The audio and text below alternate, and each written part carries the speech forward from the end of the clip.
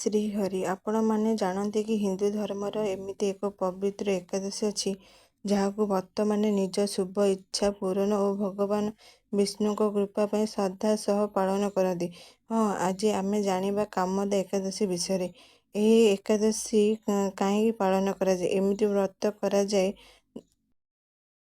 କାମଦା ଏକାଦଶୀ କ'ଣ? କାମଦା ଏକାଦଶୀ ଚୈତ୍ର ମାସ ଶୁକ୍ଳପକ୍ଷ ଏକାଦଶୀ ତିଥିରେ ପାଳନ କରାଯାଏ। କାମଦା ଶବ୍ଦର ଅର୍ଥ ହେଉଛି ମନ ଶୁଭ ଇଚ୍ଛା ପୂରଣ କରୁଥିବା। ଏହି ଦିନ ଭକ୍ତମାନେ ଭଗବାନ ଶ୍ରୀ ବିଷ୍ଣୁ ଶ୍ରଦ୍ଧାର ସହ ପୂଜା କରି ଉପବାସ କିମ୍ବା ନିଜ ସାମର୍ଥ୍ୟ ଅନୁସାରେ ବ୍ରତ ପାଳନ କରନ୍ତି। ପୁରାଣରେ କାମଦା ଏକାଦଶୀ ସହ ଜଡ଼ିତ ଏକ ସୁନ୍ଦର କାହାଣୀ ବର୍ଣ୍ଣିତ ହୋଇଛି। ପୁରାତନ କାଳରେ ରତ୍ନପୁର ନାମ ଏକ ସୁନ୍ଦର ନଗରୀ ଥିଲା। ସେଠାରେ ଅନେକ ଗନ୍ଧର୍ବ। ସେହି ନଗରୀରେ ଜଣେ ଗନ୍ଧର୍ବ ଓ ତାଙ୍କ ପତ୍ନୀ ବାସ କରୁଥିଲେ। ଦୁହେଁ ପରସ୍ପରକୁ ବହୁତ ଭଲ ପାଉଥିଲେ।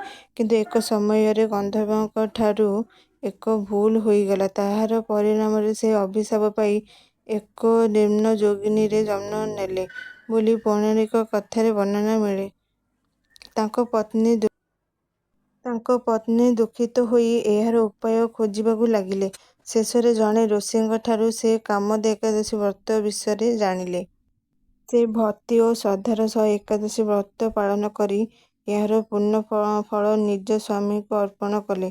ପୌରାଣିକ ବିଶ୍ୱାସ ଅନୁସାରେ ଭଗବାନ ବିଷ୍ଣୁ କୃପାରେ ତାଙ୍କ ସ୍ୱାମୀ ଅଭିଶାପରୁ ମୁକ୍ତ ହେଲେ।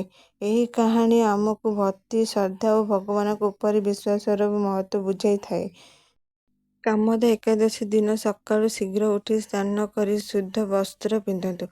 ଘରେ ଭଗବାନ ବିଷ୍ଣୁ ଫଟୋ କିମ୍ବା ମୂର୍ତ୍ତି ସାମ୍ନାରେ ପୂଜା ବ୍ୟବସ୍ଥା କରନ୍ତୁ। ଭଗବାନଙ୍କୁ ଫୁଲ, ତୁଳସୀ ପତ୍ର, ଧୂପ, ଦୀପ ଓ ନୈବେଦ୍ୟ ଅର୍ପଣ କରନ୍ତୁ। ତାପରେ ଶ୍ରୀବିଷ୍ଣୁଙ୍କ ନାମ ସ୍ମରଣ କରି ବିଷ୍ଣୁ ସହସ୍ରନାମ, ଏକାଦଶୀ ବ୍ରତ କଥା କିମ୍ବା ଭଗବାନଙ୍କ ନାମ ଜପ କରିପାରିବେ। କାମଦା ଏକାଦଶୀ ଭକ୍ତମାନଙ୍କ ପାଇଁ ଏକ ପବିତ୍ର ଦିନ। ଏହି ଦିନ ଭଗବାନ ବିଷ୍ଣୁ ନାମ ସ୍ମରଣ, ପୂଜା, ଦାନ ଓ ସତ୍କର୍ମ କରିବାକୁ ଶୁଭ ମନାଯାଏ। ପୌରାଣିକ ବିଶ୍ୱାସ ଅନୁସାରେ ଏହି ବ୍ରତ ପାଳନ କଲେ ଭଗବାନ ଶ୍ରୀହରିଙ୍କ କୃପା ମିଳେ ଏବଂ ମନରେ ଶାନ୍ତି, ଭକ୍ତି ବଢ଼ିଥାଏ। ତେବେ ଏହା ଥିଲା କାମଦା ଏକାଦଶୀର କଥା, ମହତ୍ତ୍ୱ ଓ ପୂଜା ବିଧି।